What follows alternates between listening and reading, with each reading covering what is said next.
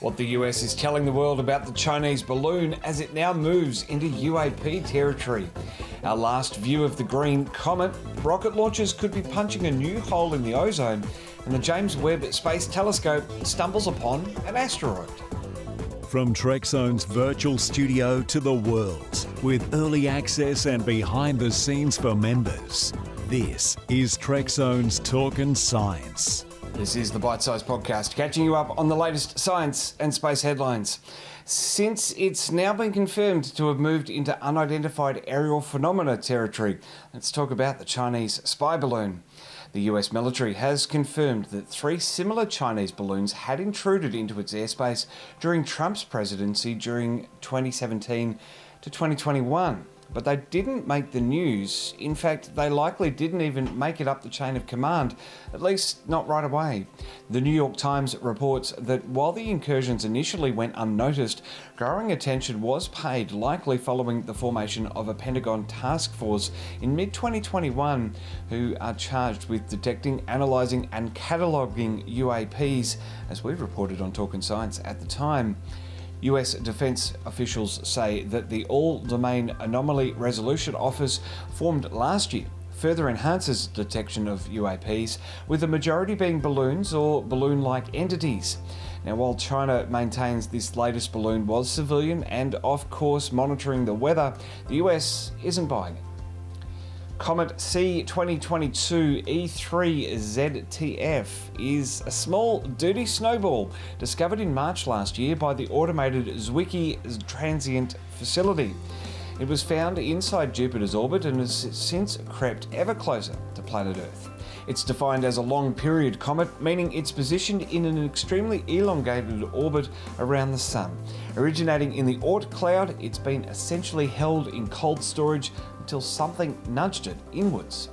And while its last visit our way was 50,000 years ago, this is a final farewell. Its trajectory and speed will now release it from the Sun's gravity. It's going to be visible for a few more nights here in Australia, so head outside and look skyward. University of Canterbury researchers have summarised the threats that future rocket launches would pose to Earth's protective ozone layer in a new review article published in the Journal of the Royal Society of New Zealand. That's because rocket launchers inject a suite of gases and particulates into multiple layers of our atmosphere, but the exact amount and the environmental impact of these emissions are very poorly understood. So researchers from the University of Canterbury say that rapidly growing aerospace industries could undo decades of work to restore the ozone layer if we don't start measuring these emissions, assessing their impact on the atmosphere and designing launches with sustainability in mind. The review lays out detailed plans of action for companies and for the ozone research community, with a call for coordinated global action to protect the upper atmosphere environment. Actions that companies can take include measuring the emissions of launch vehicles on the test stand and in situ during flight, making that data available to researchers, and putting effects on ozone into industry best practice rocket design and development. University of Auckland astrophysicist Professor Jan Eldridge and international colleagues have discovered a rare pair of stars formed by an ultra-stripped supernova fissure that is likely to be one of only 10 such pairs in our galaxy. Regular supernovae create neutron stars that fly off at hundreds of kilometres per second and develop an elliptical orbit.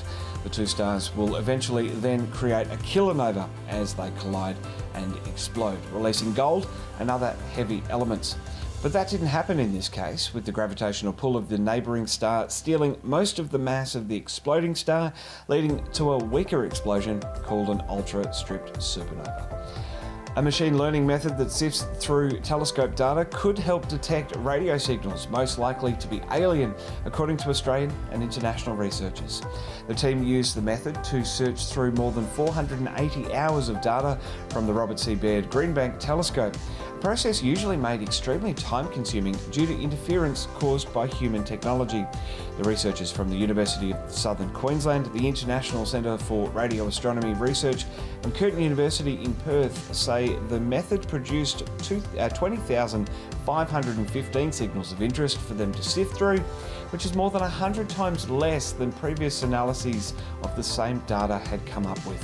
The researchers say this method could make identifying strange space signals more efficient, speeding up the search for extraterrestrial intelligence. A 100 to 200 metre wide asteroid has been discovered while astronomers calibrated the James Webb Space Telescope's mid-infrared instrument. Astronomers were initially looking at main belt asteroid 10920-1998, but due to its brightness and the offset of the telescope's direction, the findings were scrapped as a failure. But when they decided to utilise the data to establish and test a new method of orbital projection and size, the photobombing asteroid was found. The findings were published in the Astronomy and Astrophysics Journal.